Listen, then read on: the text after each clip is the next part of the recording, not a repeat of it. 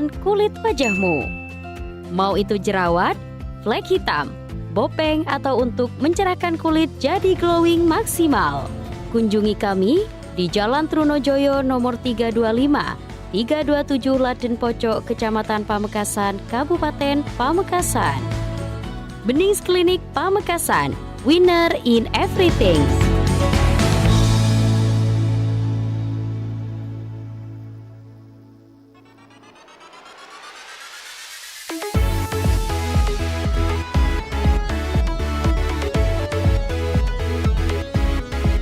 Beragam hiburan, beragam informasinya.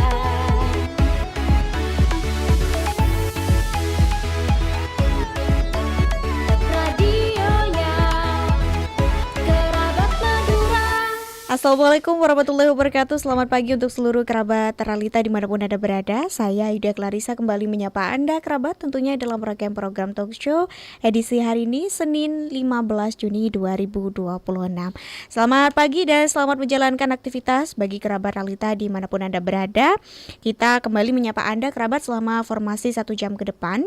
Dan kita mengingatkan kembali bahwa selain bisa disimak di frekuensi 89.1 Realita FM, Anda juga bisa menyimak dan juga menyaksikan siaran kami hari ini via streaming di YouTube dan TikTok kami, Realita Official.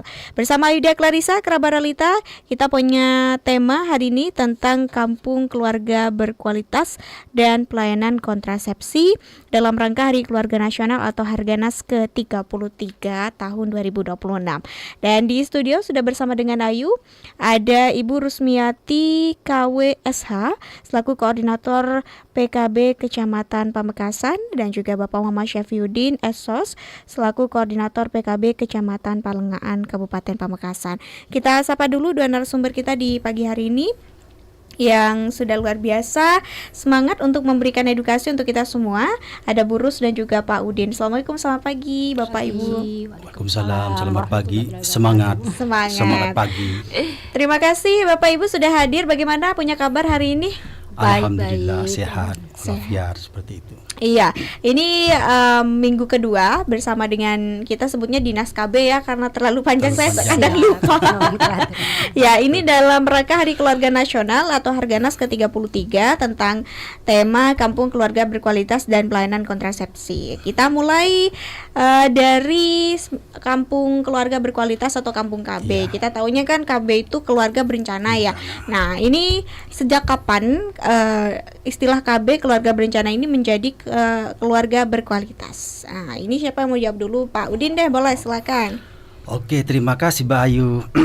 Ini ya masalah kampung KB atau kampung keluarga berkualitas, di mana pertama kali kampung KB ini dicanangkan oleh Presiden langsung, yaitu Bapak Joko Widodo pada tanggal 14 Januari 2016 di Cirebon, Jawa Barat. Nah, pada saat itu target yang ditargetkan di pencanangan itu 1 kecamatan, 1 kampung KB. Dan pada saat itu kampung KB masih bernama Kampung Keluarga Berencana. Seperti itu. Nah, tentunya kalau kita berbicara masalah KB ya, keluarga berencana, itu kan ada kaitannya dengan pelayanan alat kontrasepsi, pelayanan IUD dan sebagainya. Itu di kampung KB itu lain. Ya. Jadi dibentuknya kampung KB itu bukan desa yang maju terhadap KB-nya, bukan. Dibentuknya kampung KB itu karena pertama sasarannya ya. Pertama itu klasifikasinya desa yang padat penduduk. Dan yang kedua miskin. Dan yang ketiga kumuh. Dan yang keempat desa tertinggal. Jadi dibentuknya kampung KB di saat itu adalah desa-desa yang masih belum maju terhadap pengetahuan dari semua lembaga, terutama di program-program KB di situ. Betulnya seperti itu ya. Berjalannya waktu, karena yang namanya Kampung KB seperti yang saya sampaikan tadi, bahwa masyarakat itu berargumen, mempunyai pemikiran, oh mesti ini pelayanan sutek, pelayanan ayudi dan sebagainya. Nah, untuk menghilangkan persepsi itu, maka di tahun 2000, sekitar tahun 2018 ya, sekitar itu, maka Kampung KB yang semula keluarga berencana, KB-nya itu diganti dengan Kampung Keluarga Berkualitas. Sebelum kami jauh memperjelaskan perubahan itu, nomenklaturnya itu, ya, di situ, Mbak, yang namanya Kampung KB, KB itu, BKKBN itu sebagai wadahnya, sebagai rumahnya. Tapi isinya, kursinya, devannya, mejanya, itu semua dari lembaga-lembaga yang ada di Indonesia. Ya, misalnya Dinkes, Dinsos, Depak, Kemenak ya, PU, pendidikan, dan lembaga-lembaga swasta lainnya seperti itu yang mengisi di dalam rumah itu. Jadi KB itu sebagai rumahnya, sebagai penggeraknya. Bagaimana isi rumah itu bisa digerakkan untuk meningkatkan pengetahuan masyarakat, untuk meningkatkan skill dari masyarakat itu sendiri, sehingga masyarakat itu dengan adanya Kampung KB yang bekerja sama keseluruhan lembaga itu ada perubahan situ. Itu tujuan utamanya Kampung KB, Mbak, seperti itu ya. Intinya untuk meningkatkan ya, kualitas hidup masyarakat di desa dan kelurahan ya, tersebut, Mbak. Ya, dengan adanya itu, program Kampung ya, KB. Untuk meningkatkan kesejahteraan seperti itu, Mbak. Ya, akhirnya di tahun 2018 barulah diubah dengan keluarga yang berkualitas. Tetap isi rumahnya itu tuh tetap. Cuman di tahun 2012 itu 2023 yang diubah ya. Itu ada perubahan juga programnya.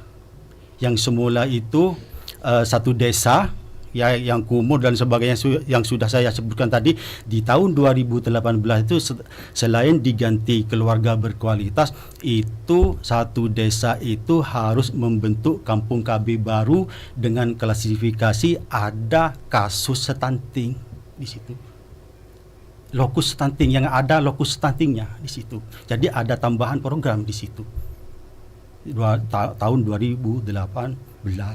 Jadi selain yang kumuh tadi, pinggiran yang tidak tertinggal, ditambah lagi dengan yang punya desa lokus stunting. Seperti itu, Mbak, ya. Itu perkembangannya, Mbak, seperti itu. Nah, terus sasaran Kampung KB yang paling utama itu adalah keluarga dan individu. Itu sasaran utamanya.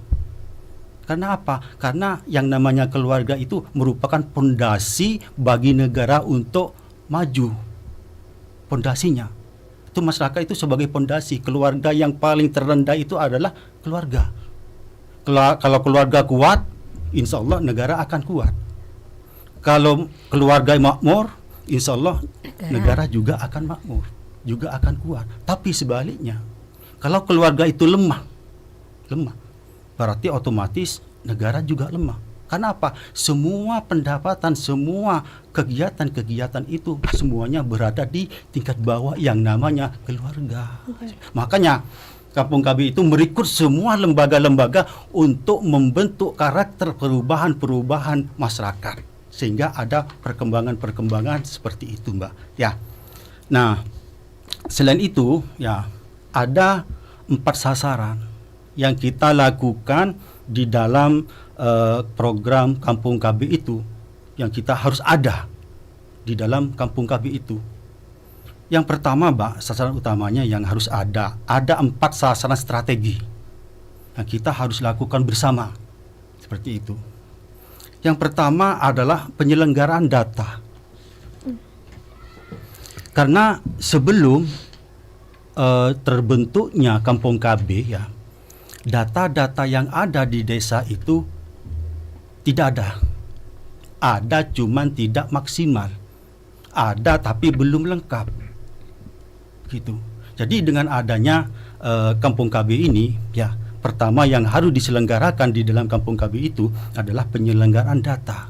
Pertama ya, pembaharuan dan pengelolaan data kependudukan melalui rumah data kependudukan. Jadi di setiap desa, Pak, karena sudah dibentuk di itu ya, setiap desa itu ada yang namanya papan rumah data kependudukan. Di situ ada papannya. Di situ akan ditempel semua laporan-laporan di setiap lintas sektor. Dari KUA, pernikahan dininya berapa, dari puskesmas yang stunting berapa, begitu. Yang dari KB, pencapaian KB barunya berapa, yang aktif berapa, semuanya di situ lengkap. Sehingga masyarakat itu dalam menerima informasi sudah tidak sulit lagi.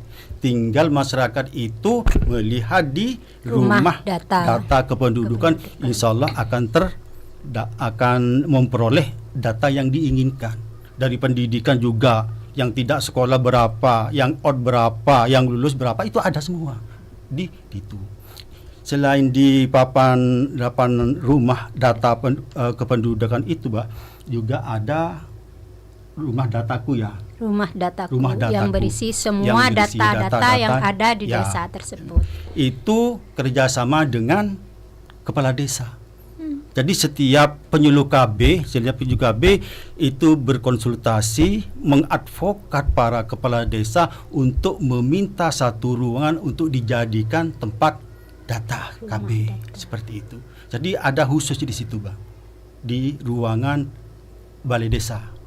Memang diminta konsultasi rembuk dengan Pak Kelebun, dan alhamdulillah Pak Kelebun semuanya merespon dengan baik seperti itu. Mendukung kegiatan program Kampung KB itu banyak, Pak, yang sudah terrealisasi, dukungan dari semua lintas sektor, kepala desa, PKK dan sebagainya sudah banyak yang diterima oleh masyarakat manfaatnya itu ya. Itu yang nomor 1, Bang. Yang nomor 2 itu perubahan perilaku. Karena karakter manusia, karakter masyarakat itu, karakter keluarga itu berbeda-beda. Ada yang lemah lembut, ada yang sedikit kasar, ada yang paling kasar, marah-marah dan sebagainya. Nah, disitulah manfaat Kampung KB untuk mengubah karakter keluarga itu secara bertahap. Kalau kita sekaligus mengubah karakter masyarakat tidak mungkin, Bang. Kita harus bertahap. Harus kita selaku penyuluh KB dan bekerja sama dengan lintas sektor ya, itu harus punya ketelatenan, harus punya kesabaran, sehingga masyarakat itu ke kita itu mempunyai tanggung jawab juga seperti itu. Jadi untuk mengubah perilaku, yaitu perubahan perilaku ya, yang pertama meningkatkan kesadaran masyarakat terkait program kependudukan, kesehatan dan KB di situ. Karena yang tadi yang dibentuknya Kampung KB itu karena banyak kekurangan seperti itu. Akhirnya itu ada yang namanya mengubah perilaku masyarakat dari yang semula tidak dilaksanakan bisa dilaksanakan, yang semula tidak tahu bisa tahu, yang semula tidak suka bisa suka. Seperti itu. Itu mengubah karakter manusia itu sulit, Bang. Gampang-gampang sulit. Asalkan gampang kalau kita itu tahu teorinya. Gampang kalau kita tahu karakternya keluarga itu. Kalau misalnya di salah satu keluarga semuanya keras, kita juga membina itu juga jangan dengan kekerasan. Kita membinanya itu dengan lembah lembut, diarahkan apa yang menjadi hobi-hobinya seperti itu.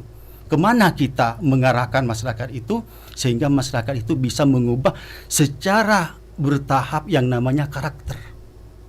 Itu, Bang, sulit ya, Bang ya. memang gampang-gampang sulit. Ya, sulitnya kalau kita tidak tahu karakternya dari seseorang itu. Kalau sudah tahu, kita yang membackup api harus dengan air. Ya, Bang. Jangan api dengan api, berarti api dengan air. Akhirnya masyarakat itu katanya remote udah celep. Itu ya, itu yang kedua, Mbak. Yang ketiga, peningkatan layanan.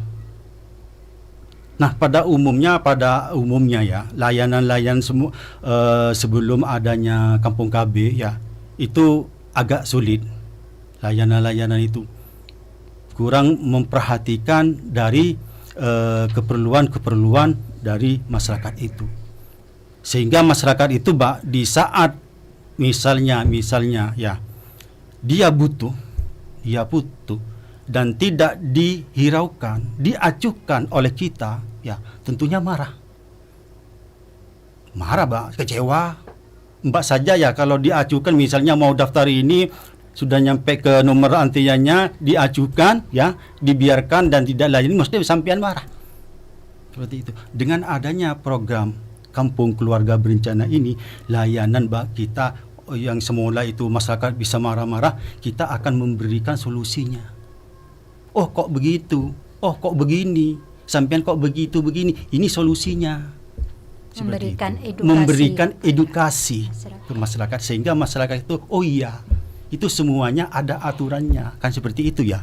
Semua ada aturannya, sehingga masyarakat itu di dalam pelayanan akan mengerti kenapa saya kok tidak bisa, kenapa itu bisa, kan seperti itu. Kami yang menjelaskan di situ, bekerja sama misalnya di puskesmas misalnya seperti itu. Misalnya ada yang ketidaksukaan masyarakat, kami bekerja sama dengan bidan di situ. Kita menjelaskan bersama bidan seperti itu, Mbak. Ya, akhirnya masyarakat itu bisa jelas, bisa puas terhadap pelayanan itu, ya pelayanan, gitu, Mbak.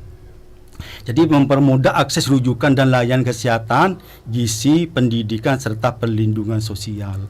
Itu yang kami perbaiki di bawah seperti itu. Akhirnya masyarakat itu paham. Seperti MBG ya. Misalnya ya. Enggak usah. Ya terlalu jauh ya, terlalu jauh ya, terlalu sudah. Itu ya.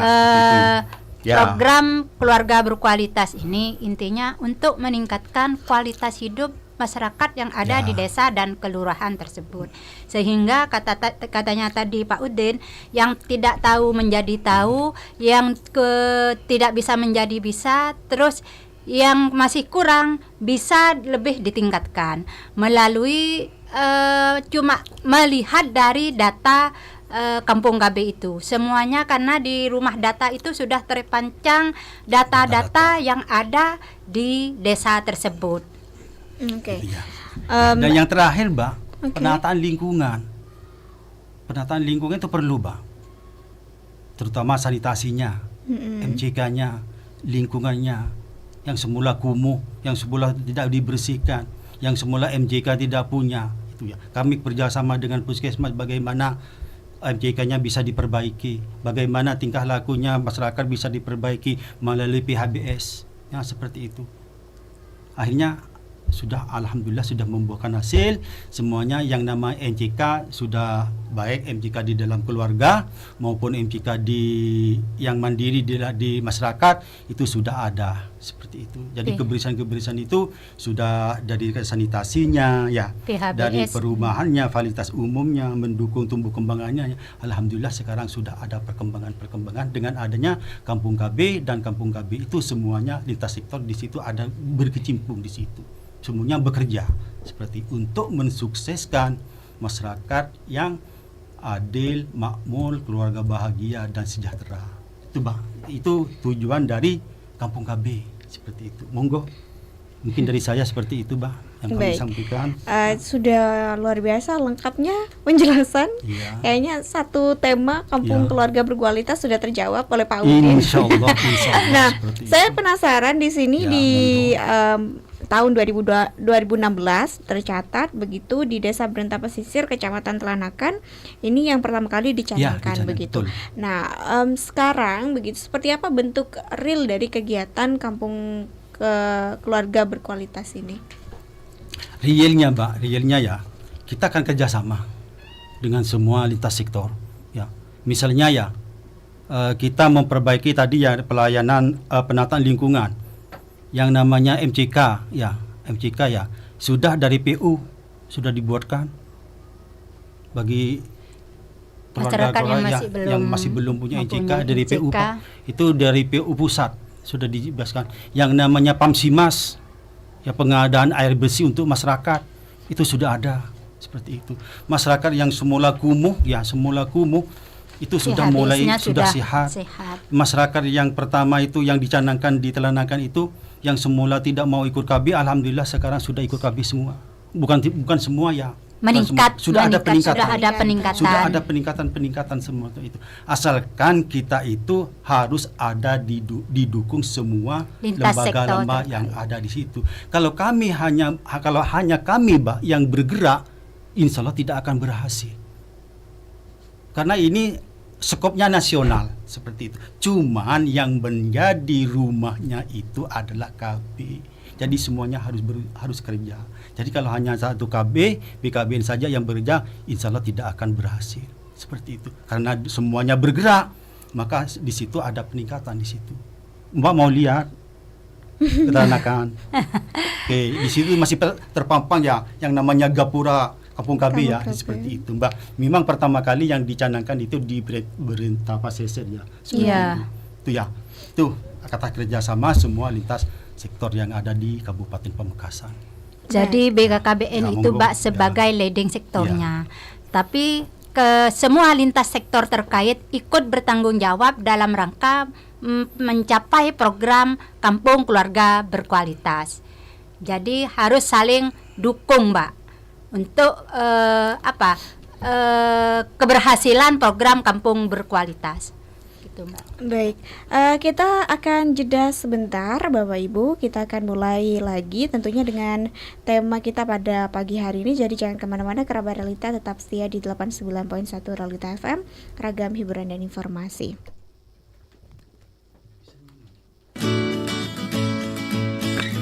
Halo masyarakat Pamekasan, ada kabar penting nih dari BRI. Mulai 22 Juni 2026, kantor BRI Unit Trunojoyo pindah ke lokasi baru yang lebih nyaman. Dari yang lama di Jalan Trunojoyo nomor 111, kini pindah ke Jalan Raya Panempan, Dusun Taman Pamekasan, tepat di depan Pasar Panempan. Kami siap melayani Anda semakin dekat. Untuk informasi lebih lanjut, hubungi call center BRI di 15017.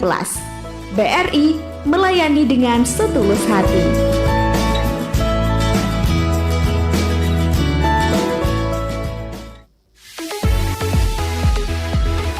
89,1 Realita FM Pamekasan. Radionya Kerabat Madura.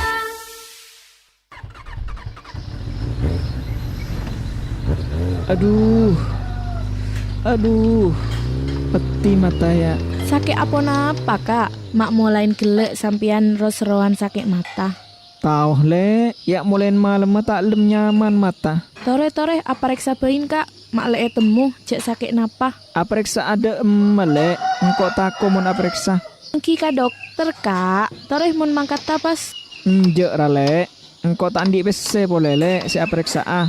Beh, sampean tak ngeding kabar ki. Ka klinik mata dokter Budi, Jalan Ronggo Sukawati nomor belu bisa pakai BPJS kesehatan nih kak Disa. Ongkuan le, tako tak pada le pelayanannya mun BPJS ketempeng umum. Caan paserah sampian kak. Nih kak kedingaki infonya.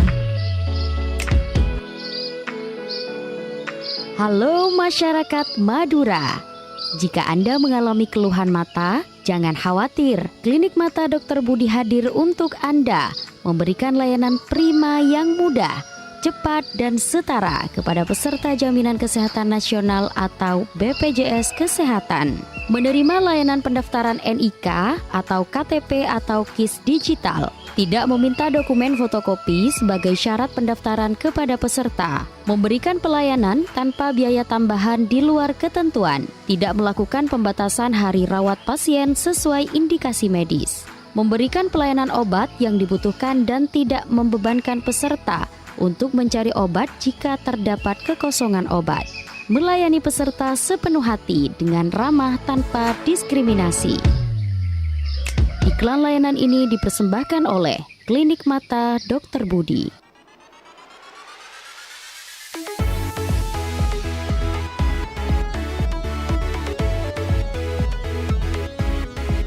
Beragam hiburan, beragam informasinya.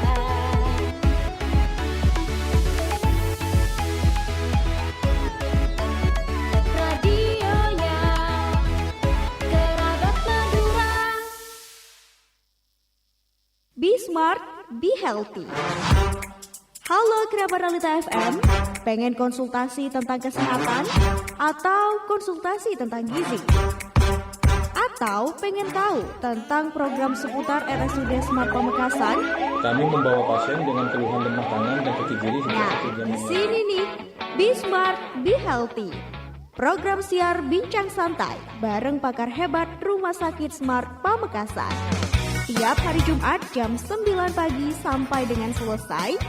Be Smart, Be Healthy. Bersama kita bisa. Acara ini dipersembahkan oleh Rumah Sakit Umum Daerah Slamet Martodirjo, Pamekasan.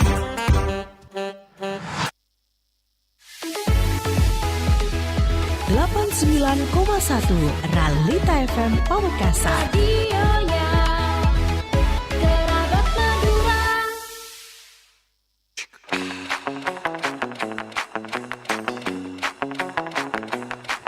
Assalamualaikum warahmatullahi wabarakatuh. Halo warga Pamekasan, kami informasikan bahwa kantor bersama Samsat Pamekasan akan melakukan layanan samsat keliling di berbagai titik lokasi. Samsat keliling pagi dari jam 8 pagi sampai jam 12 siang bertempat di Polsek Palengaan, Polsek Pakentenan. Hari Selasa bertempat di Polsek Pakong, Polsek Telanakan. Hari Rabu bertempat di Polsek Pakentenan dan Polsek Propo. Hari Kamis bertempat Pasar Larangan, Pasar 17 Agustus Buki.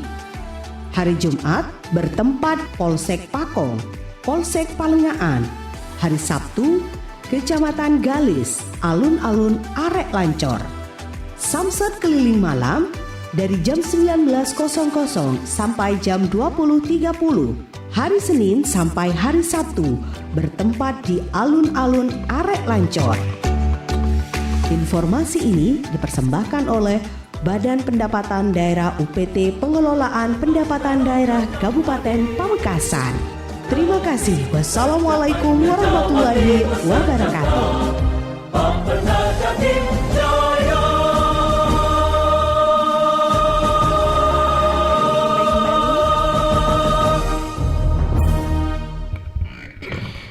Ya, masih dipancarluaskan dari Jalan Pamung Praja 03 Pamekasan, Madura, Jawa Timur. Terima kasih kerabat untuk kebersamaannya, masih setia di 89.1 Realita FM. Ragam hiburan dan informasi dalam program talkshow edisi hari ini bersama dengan Ayudia Clarissa. Dan kerabat Realita, kita masih bersama tentunya dalam tema Kampung Keluarga Berkualitas dan Pelayanan Kontrasepsi yang merupakan rangkaian dalam rangka Hari Keluarga Nasional atau Harganas ke-33 tahun 2026. Dan di studio masih ada Bu Rusmiati selaku Koordinator PKB Kecamatan Pamekasan dan Bapak Muhammad Syafiuddin Esel selaku Koordinator PKB Kecamatan Palengaan. Ya, kita sambung tadi Bapak Ibu tentang beberapa hal yang berkaitan dengan tema kita pagi hari ini dalam materi Kampung Keluarga Berkualitas dan Pelayanan Kontrasepsi. Kita tadi sudah panjang lebar membahas tentang Kampung Keluarga Berkualitas dan bagaimana bentuk implementasi kegiatannya. Kita ke materi pelayanan KB. Nah, ini juga suatu hal yang penting tentunya untuk masyarakat kita secara umum, utamanya untuk keluarga-keluarga yang ingin mengatur jarak kehamilan dan mengatur jarak kelahiran juga. Nah, ini juga penting untuk disosialisasikan mengenai metode dan jenis-jenis alat kontrasepsi, karena ini juga saya kira ini masih cukup tabu gitu dibicarakan oleh masyarakat begitu.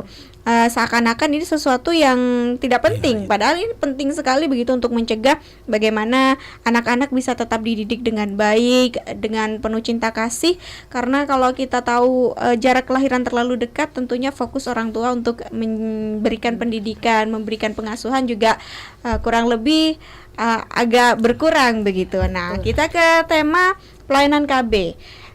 Apa saja sih Bapak Ibu, atau kita ke Bu Rus terlebih dahulu tentang jenis-jenis alat dan metode kontrasepsi yang selama ini ada di Indonesia dan dipakai oleh banyak keluarga. Silakan.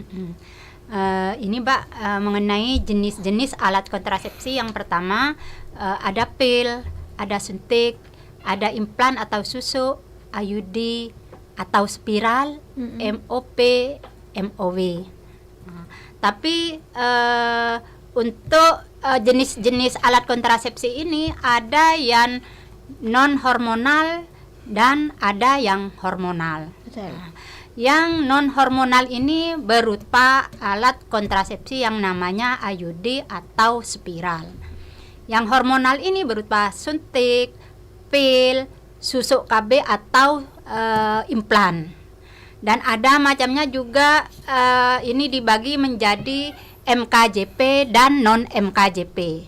MKJP ini metode kontrasepsi jangka panjang. Ini berupa IUD atau spiral, susu KB atau implan, MOP medis operasi pria dan medis operasi wanita. Untuk spiral, untuk susu ini masa waktunya selama 3 tahun. Untuk IUD ini selama 8 tahun. Jadi tidak menutup kemungkinan seandainya tidak mencapai 8 tahun ingin punya anak lagi, bisa dilepas.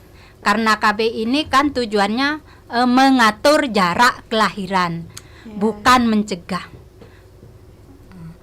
Terus untuk MOW dan MOP ini khusus pada pasangan usia subur yang sudah tidak menginginkan putra lagi, yang sudah tidak menginginkan anak lagi. Ini namanya kontrasepsi mantap.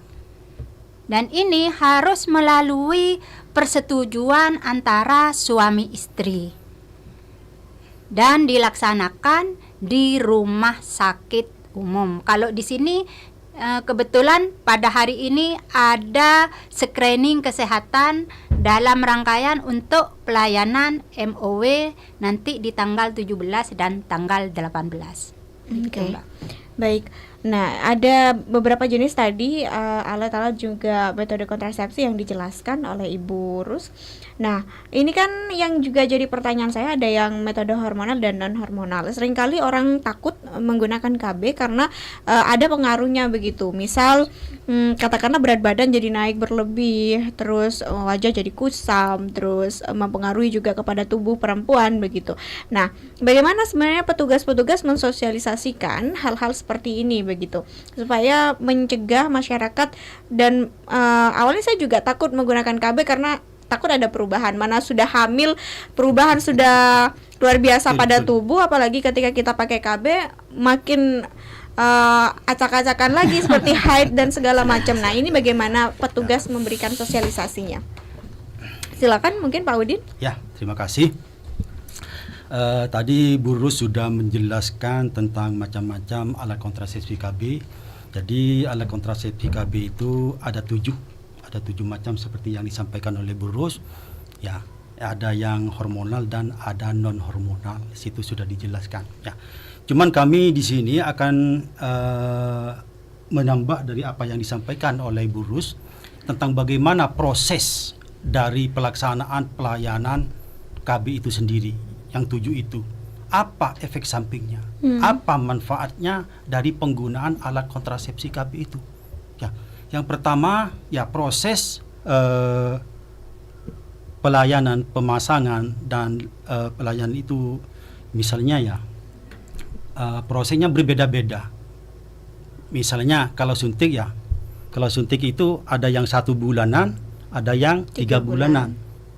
ya biasa itu disuntikan. Kalau sudah nyampe waktunya, sudah nyampe follow up-nya, ibu-ibu itu mesti ada tanda-tanda di situ. Sakit kepala di belakang itu mesti mau nyampe ke suntikan berikutnya. Ya 3 bulanan, sebulanan dan sebagainya. Dan yang kedua, pil KB itu masa aktifnya hanya 24 jam sehari semalam. Tapi pada umumnya ibu-ibu yang menggunakan pil KB itu diminum di saat mau hubungan suami istri. Itu yang salah. Salah Itu yang kaprah. Akhirnya apa? Akhirnya terjadi suatu kegagalan yang namanya hamil tidak diinginkan. Ya, jadi ibu-ibu yang sedang menggunakan pil KB itu harus rutin setiap malam atau setiap hari diminum secara kontinu. Sesuai dengan jam. Ya, semua sesuai dengan jamnya. Kalau telat jamnya ya, nggak efektif. nggak efektif. Kurang efektif. Ya, kurang efektif seperti itu. Kenapa harus diminum setiap hari? Ya, saya menjelaskan ya. Kalau ibu-ibu itu menggunakan pil KB diminum di saat hubungan suami istri, misalnya nanti mau hubungan suami istri, nanti malam misalnya, contohnya kita dalam memberikan penyuluhan bahwa masalah alkohol ini agak sedikit porno, tapi harus dijelaskan sejelas-jelasnya kepada masyarakat sehingga masyarakat itu paham. Dengan bahasa yang mudah Dengan diterima, bahasa yang mungkin mudah ya, dipahami Pak. oleh masyarakat itu. Ya, misalnya ya, nanti mau hubungan suami istri, diminum pil KB-nya. Setelah keesokan harinya ada diminum. Karena tidak Ya, berhubungan. karena tidak mau hubungan suami istri, sedangkan kemampuan dari obat pil KB itu hanya 24 jam. Tetapi, Mbak, ya ini ya, spermanya suami setelah masuk ke dalam rahim, hidup di dalam rahim itu 4 hari. Iya. 4 hari, Bang. Sehingga bisa nembus Ya. masih. Sedangkan ibu-ibu pil KB-nya diminum di saat mau berhubungan, keesokan harinya tidak diminum. Sedangkan sperma laki-laki sudah masuk ke rahim ibu itu 4 hari hidup. Sedangkan ibu tidak minum pil KB, maka tidak dilindungi oleh alat kontrasepsi. Begitu. Akhirnya apa? Terjadilah yang namanya kegagalan hamil yang tidak diinginkan. Apa tanggapan masyarakat? Pil KB-nya palsu. Kok bisa saya hamil dan sebagainya? Pil KB-nya kadaluarsa. Seperti itu. Ternyata setelah diselidiki ke bawah, itu minumnya tidak teratur. Seperti itu, Mbak. Menimbulkan rumor-rumor Menimbulkan di rumor-rumor luar seperti yang itu. tidak bertanggung. Makanya masyarakat sudah diberi bimbingan dan sebagainya, masyarakat sudah tahu hal seperti itu. Jadi masyarakat itu tidak mengulangi lagi seperti itu. Kalau pil KB harus secara kontinu diminum setiap hari seperti itu. Ya, ini pil KB. Yang ketiga, IUD. Bagaimana proses pemasangan IUD? Proses pemasangan IUD itu beda dengan orang mau melahirkan. Beda. Ada yang sama, ada yang tidak sama. Kalau ibu melahirkan, ya yang namanya pembukaan 1, ya apa ukurannya bidan? Masyarakat kan tidak tahu, kan tak terasa itu karena saking sakitnya. Yang di VT itu ya untuk mengetahui pembukaan 1, 2 dan 3 itu yang namanya tunjuknya pada ini, Bang. Ini rahim ya, ini mulut rahim. Yang namanya pembukaan 1 ini masuk ini 1, Bang. Kalau sudah begini posisinya berarti pembukaan 1. Pembukaan 2 ini 2. Iya. Intinya Selanjutnya apa? Tidak misalnya pembukaan 9 tangannya bidan, enggak. Bidan itu sudah tahu ini pembukaan ini sudah 3, sudah benar sebagainya. Kalau pemasangan IUD, Pak, tangannya bidan itu tidak cawe-cawe ke alat vagina, tidak cawe. Itu yang kerja adalah yang namanya alat yang sudah bersih, yang sudah steril, tangannya bidan itu di luar. Takutnya masyarakat itu kalau pasang IUD, takutnya gini, Mbak, sebelum saya meneruskan. IUD itu kecil. IUD itu ukurannya hanya 2,5 cm tingginya. Koperti. Ya, kok yang sekarang seperti ya. Gemuknya, katanya ring motura lempona seperti lidi. Iya, Seperti lidi kecil, kurus. Itu ditaruh di dalam rahim, tempatnya bayi, tempatnya janin, yang 3,5 kilo, yang 4,5 kilo, itu hanya IUD kecil di situ. Proses pemasangannya menggunakan alat. Alatnya itu panjang, kurus juga seperti lidi. Tangannya bidan di luar. Bukan misalnya ya anggapan masyarakat, IUD-nya dipegang, ya IUD-nya pegang sama bidan langsung dimasukkan, seperti itu anggapannya masyarakat. Disangkanya menggunakan tangan langsung dimasukkan ke rahimnya. Enggak, semuanya ada alatnya, panjang, kurus, seperti itu. 5 menit kok sudah selesai, tanpa sakit, ya, tanpa diopname, tanpa adanya suntik pati rasa, enggak. Karena sudah ada tempatnya yang namanya rahim, tinggal bidan itu meletakkan. Cuman dengan syarat, Mbak, itu ada ukurannya untuk IUD. Tidak semua orang itu bisa dipasang IUD, ada ukurannya. Ukurannya itu kedalaman rahim minimal itu 6 cm. Ya. Kalau di bawah 6, bidan sudah tidak mau. Tidak memaksa. Karena efek sampingnya ada seperti itu. Minimal 6. Jadi intinya tidak sembarang ya, itu, Mbak. ya. Pasang IUD itu tidak sembarangan itu.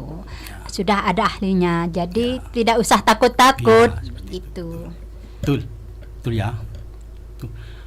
Maksimal kedalamannya itu 9 cm kedalaman itu vagina itu, rahimnya itu. Kalau lebih dari 9 tidak bisa dipaksa. Betul apa yang disampaikan oleh Bu Rus tadi, tidak semua bidan, tidak semua dokter itu bisa masang IUD. Karena di situ ada pelatihan khusus. Ada pelatihan khusus yang namanya CTU. Pelatihan, Mbak, seperti itu. Itu yang namanya IUD. Jadi ke para ibu-ibu yang pertamanya takut, mungkin dengan adanya talkshow ini, masalah alat kontrasepsi bisa memahami, bisa mengerti, sehingga para ibu-ibu bisa berminat untuk ikut yang namanya IUD seperti itu. Dan yang terusnya yang namanya implan. Implan seperti apa yang disampaikan Ibu tadi, itu kalau bahasa Maduranya susu KB. Ya, susu kalau KB. medisnya implan. Implan itu, Mbak, sekarang ada yang 2 kapsul, ada yang 1 kapsul. Kekuatannya sama, 3 tahun. Jadi sekali pasang 3 tahun. Tidak usah suntik-suntikan, tidak usah minum pil KB dan lain sebagainya. Minum-minum. Ya. Tinggal kita menikmati saja hari-hari yang bahagia dengan suami. Tidak memikirkan masalah uang, tidak memikir masalah waktu dan sebagainya, seperti itu. Nah, implan atau susu KB itu sebelum dipasang, Mbak, tidak terasa sakit. Karena apa? Disuntik pati rasa. Disuntik pati rasa. Jadi di saat masang maupun di saat bongkarnya itu tidak terasa karena disuntik pati rasa. Seperti itu. Akhirnya hanya 1 menit kok selesai. Tidak sampai 1 menit, Mbak. Itu kalau sudah ahli, tidak sampai 1 menit sudah selesai. Dan itu pun nanti ya hanya dikasih Handyplus. Pertama pemasangan implan itu hanya 3 hari. Bukan tidak boleh bekerja, cuman tangan yang sebelah kiri itu jangan terlalu ditekan. Hanya 3 hari. Tidak boleh kena air, seperti itu. Tidak boleh ngangkat berat yang sebelah kiri selama 3 hari. Kalau sudah 3 hari kontrol ke bidan atau ke puskesmas sudah dinyatakan sembuh, Kering. ya sudah kering, sudah antara kulit sama kulit sudah menyatu, tidak apa-apa, silakan. Mau angkut batu ya silakan, mau nyiram tembakau ya silakan. Hanya 3 hari, seperti itu. Bahkan kemarin Jadi, itu, ya. Mbak, dalam rangka ini kan sudah musim tembakau ya. Banyak ibu-ibu itu berbondong-bondong di klinik Muslimat NU itu masang susu persiapan untuk nanam tembakau. Jadi mereka itu setelah pasang susu ini sudah tidak mikir lagi mau suntik ke bubi dan kapan mau kembali, sudah tidak akan mikirkan itu. Jadi nanti tinggal nunggu 3 tahun sesudah pelayanan susu tersebut. Oke. Ya. Sekarang yang terakhir nanti mungkin ditambah berusaha kalau memang ada yang mau ditambah dari kekurangan kami. Masalah efek samping ini yang dikhawatirkan oleh banyak ibu-ibu yang menggunakan alat kontrasepsi, Pak. Yang namanya susu KB atau implan KB, yang namanya pil KB, yang namanya suntik, itu efek sampingnya sama karena sama-sama obat. Yang namanya obat, baik obat KB maupun obat yang dari puskesmas kesehatan itu, yang namanya obat mesti ada campuran yang namanya zat kimia. Nah, zat kimia itu, Pak, yang mengganggu terhadap kesehatan ibu-ibu yang menggunakan kalau tidak sesuai aturan. Cuman efek sampingnya berbeda. Efek sampingnya KB punya sendiri, efek sampingnya obat yang di puskesmas kesehatan itu juga punya efek samping tersendiri.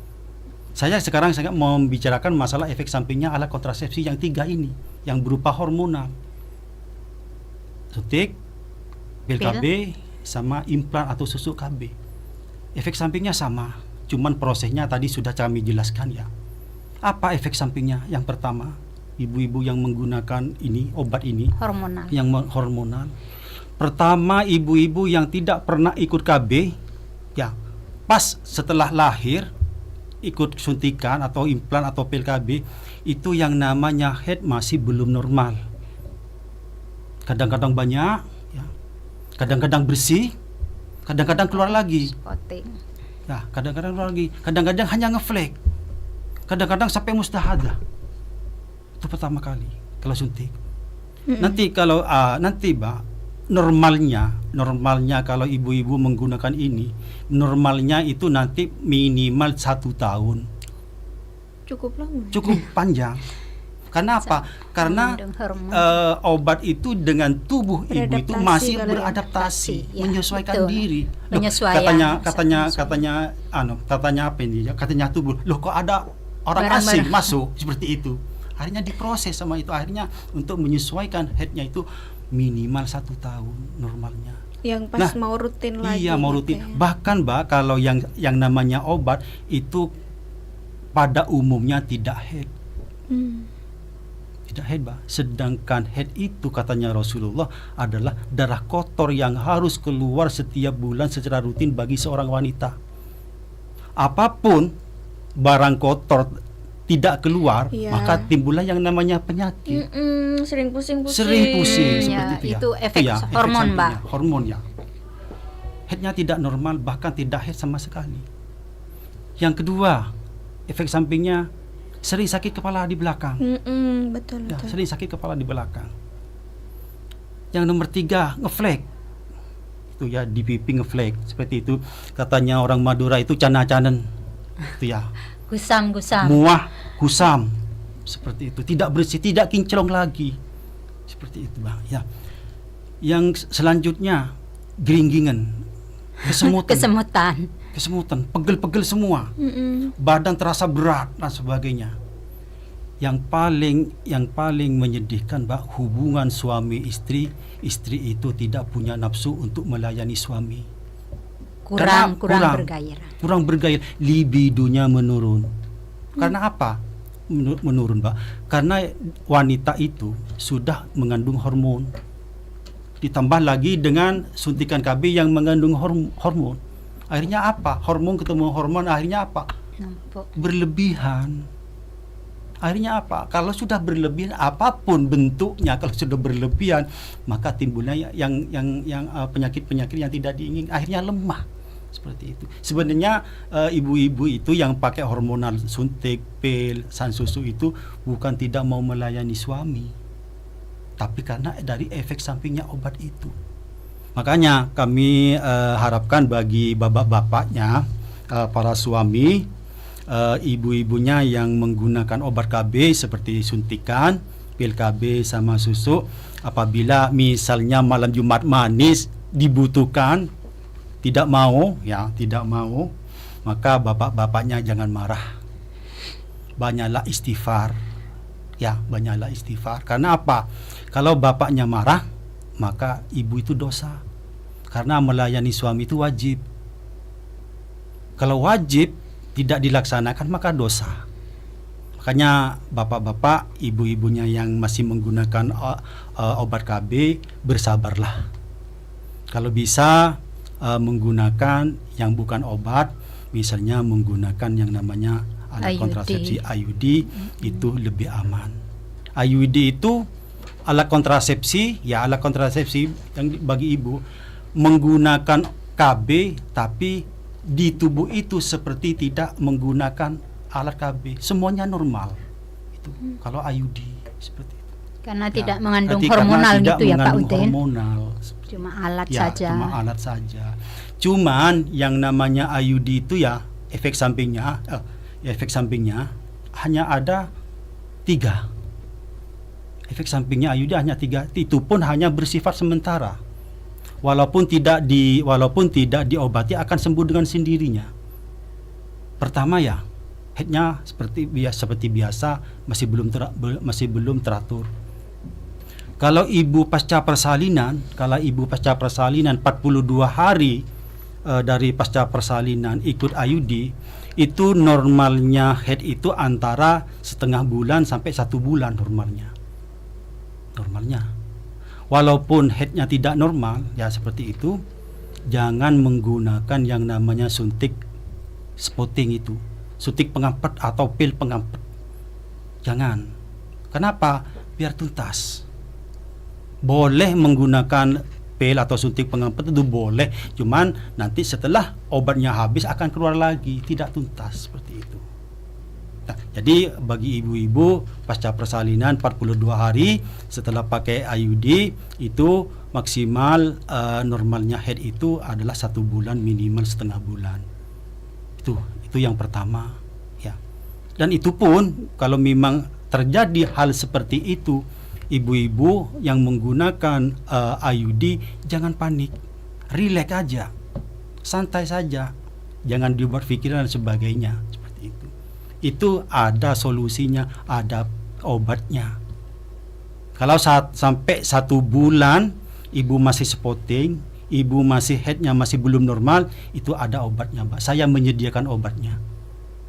Saya bekerja sama dengan bidan. Pak, kalau spotting ini obatnya, kalau pusing ini obatnya. Saya bekerja sama. Saya menyediakan obat. Jadi di jok sepeda motor itu isi obat. Obat KB. Dengan Obat-obat itu konsultasi dengan bidan ya. Konsultasi dengan bidan. Saya itu tidak moro-moro, tidak sembarang beli obat, tidak, konsultasi dulu. Karena bukan kewenangannya penyuluh. Penyuluh, cuma saya membantu. Seperti itu. Itu efek samping yang pertama bagi IUD. Dan yang kedua, efek sampingnya itu keputihan. Keputihan IUD itu normal. Biasanya keputihan itu terjadi sebelum dan sesudah head. Itu normal, Mbak, kalau IUD. Nah, kalau misalnya headnya itu sudah bersih, ya, maksimal 1 minggu keputihan itu akan hilang dengan sendirinya. Tapi keputihan itu kalau sampai tetap berlanjut sampai 1 bulan, sampai 2 bulan dan seterusnya, ibu-ibu jangan khawatir, jangan panik, santai saja. Itu juga ada obatnya. Diminum 1-2 kali, insya Allah sudah sembuh. Itu yang efek samping yang kedua. Efek samping yang ketiga, nyeri yang amat sangat seperti orang mau melahirkan. Itu pun 5 tahun sekali kalau ada. Dan tidak semuanya sama, Mbak. Iya. Karena tubuh dengan orang yang satu dengan yang lainnya itu tidak sama. Oke. Ya. Baik, Bapak Ibu terakhir mungkin karena sudah memasuki jam 10.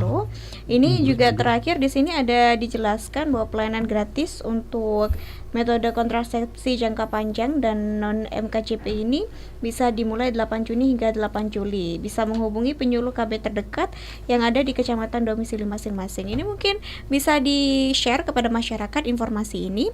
Singkat saja, Ya, kepada ibu-ibu semua ibu-ibu yang ada di Kabupaten Pamekasan dalam rangka Harganas ke-33 akan diadakan pelayanan serentak. Pelayanan MKJP maupun non MKJP. Untuk yang MKJP ini, Mbak, cukup membawa fotokopi KK dan KTP. Gratis, Mbak.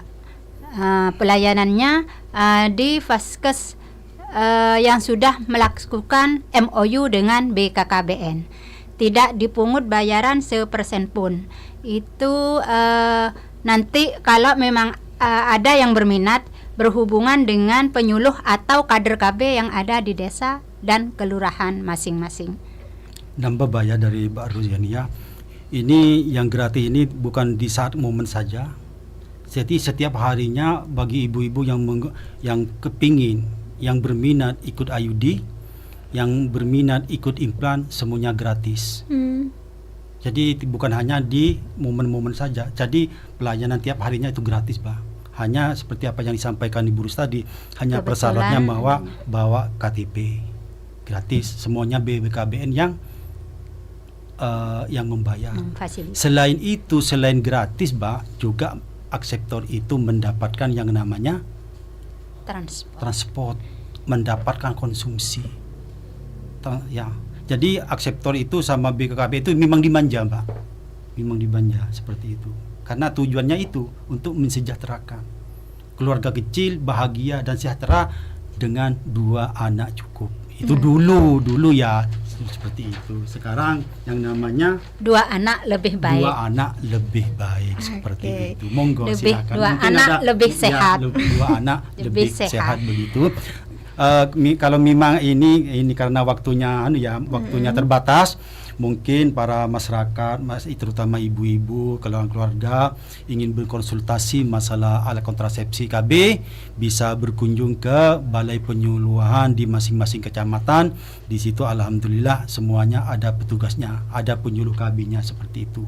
Bisa konsultasi, termasuk Mbak Ayu. Silakan, monggo. Ya. Di masing-masing kecamatan itu, Mbak, ada penyuluhnya. Ya, ada penyuluhnya. Meskipun ada salah satu kecamatan, di sebagian kecamatan itu penyuluhnya cuma 1 orang. Oke. Baik, terima kasih Ibu Rusmiati KWSH selaku Koordinator PKB Kecamatan Pamekasan dan juga Bapak Muhammad Syafi'i Udin SOS Koordinator PKB Kecamatan Pelengahan sudah bersedia hadir membagikan ilmunya.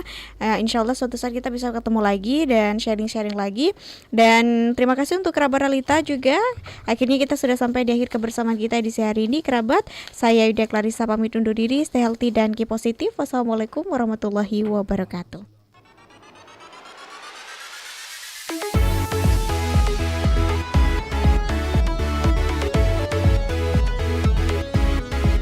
Beragam hiburan, beragam informasinya.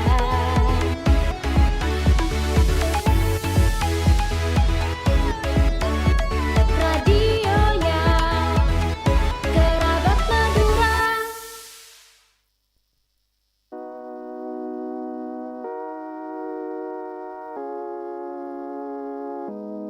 Tanpa ku sadar ku mulai bertanya, jika terus